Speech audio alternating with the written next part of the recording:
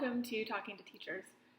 Today I'm talking to Matt Foss, and he will be focused on his IB, Lang, and Lit classes.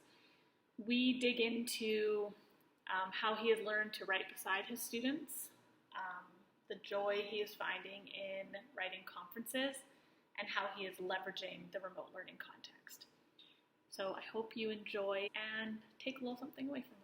Matt, thank you for joining me tonight, or your morning, I guess. And can you just remind the people listening what you are teaching this year?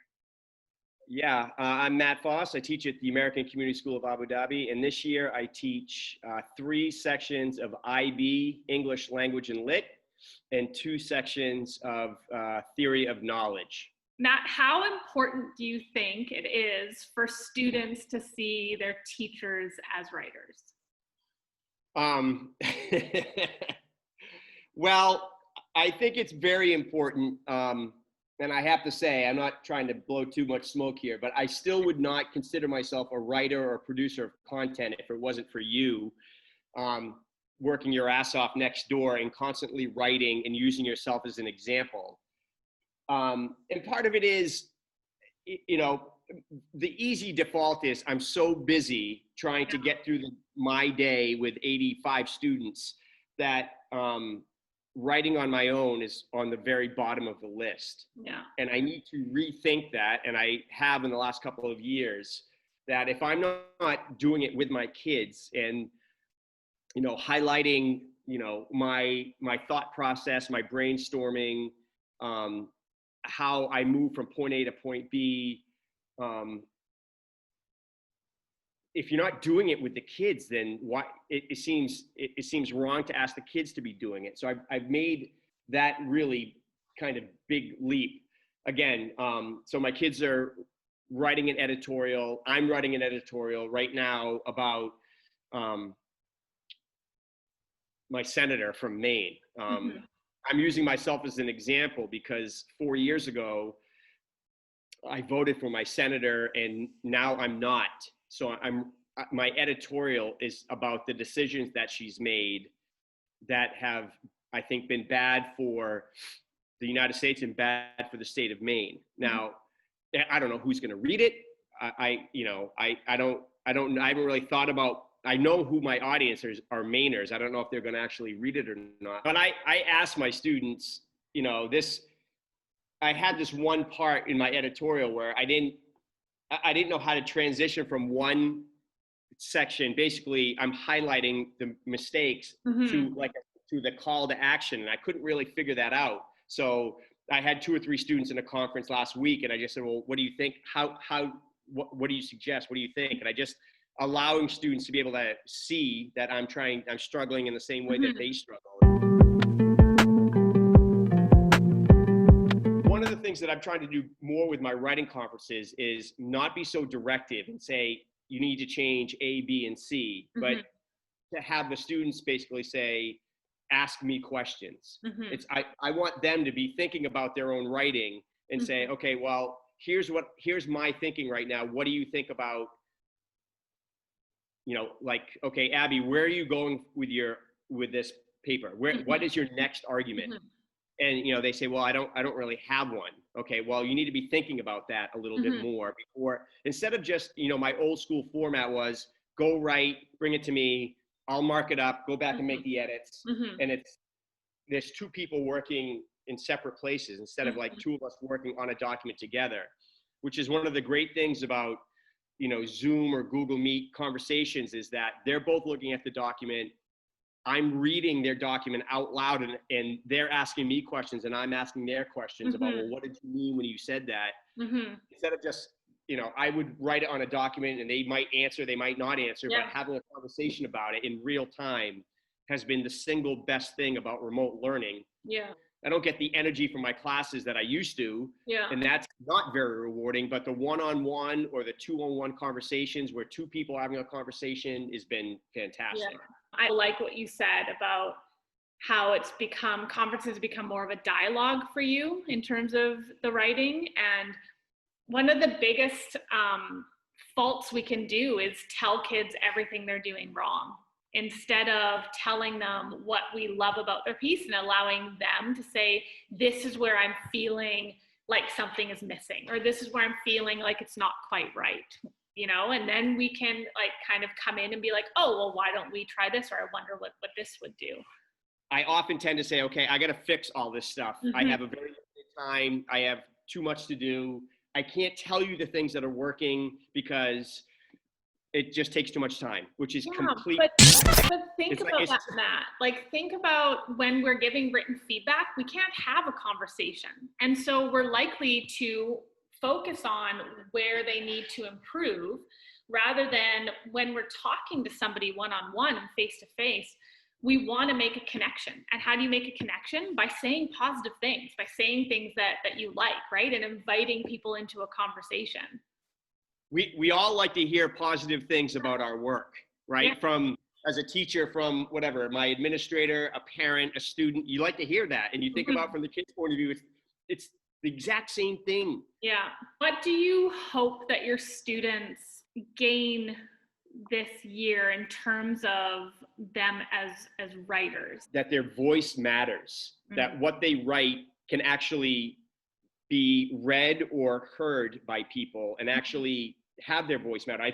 I think this is very important. Whether or not they actually publish their podcast or their piece of writing, the fact is that their voice should matter. My point is always about audience right now, because kids have a very hard time when they jump into a piece of writing. Who is the audience? If they can't answer that thing, first of all, then we shouldn't go anywhere. How do you think you're going to get them to feel that from the start of a unit? That is a great question. That you're asking the question. I'm like, oh, that should be my next question. How do I get them to feel it? I don't know. Yeah, other than, just making sure that an audience more than just myself is paying attention to it. That's something I have to really focus on and think about more. If you don't get that buy-in from the start, right? Like, we can use all the rhetoric we want to say, your voice matters. This is somebody else is going to read this or listen to it. But if they don't believe it, then what? Yeah. How do we do that? Yeah, right. It's like we're trying to be like a salesman and sell the product, but unless they believe that the product is, the efficacy of the product, then what are you really selling? Yeah. Yeah.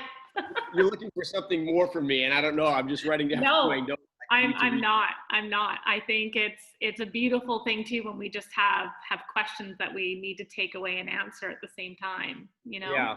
I mean, I just did this really simple thing to start the year. It was based on this New York Times, the Daily podcast. And this guy basically just walked around New York City and is basically an homage to New York City and all the things that you hate about it. But when they're gone, you miss it. Like rats on the subway and huge crowds and annoying tourists. And then New York City was shut down, and he basically walked around a city and he said, I forgive all of these things that I miss. And then at the second part of it was these statements like, I never thanked you enough for. So I had all of my students basically use that as a text, and we did a pastiche about it. And I clipped together all of I had like these 8 seniors in a class, and I clipped them all together and put out a podcast that was put on like the alumni network. So that was, I thought, a very cool way they were very short. The whole podcast was 5 minutes long, but an alum from around the world listened to it and said, oh yeah, I remember that too. And it was like, kids just worked for a very short time, one class period, but then I put them all together, and that their voice mattered there because people from around the world reached out to our classroom saying, oh, I listened to that podcast and I laughed out loud and I cried at the end. And that was great that I was able to share that with my students. So that was very cool. One of the best things that we can offer students is that your voice does matter, so that when they do leave us, wherever they go, they still have that sense of empowerment, right? That they can write something for a certain context or an audience that people will want to listen to. Like we teach them those ways of, this is how you can get people to listen, right? I don't know. just being able to flip the classroom around so I can film myself with a very easy Loom video. Yeah. And right, the kids see me, they can see the information, they can take Yeah. notes on it.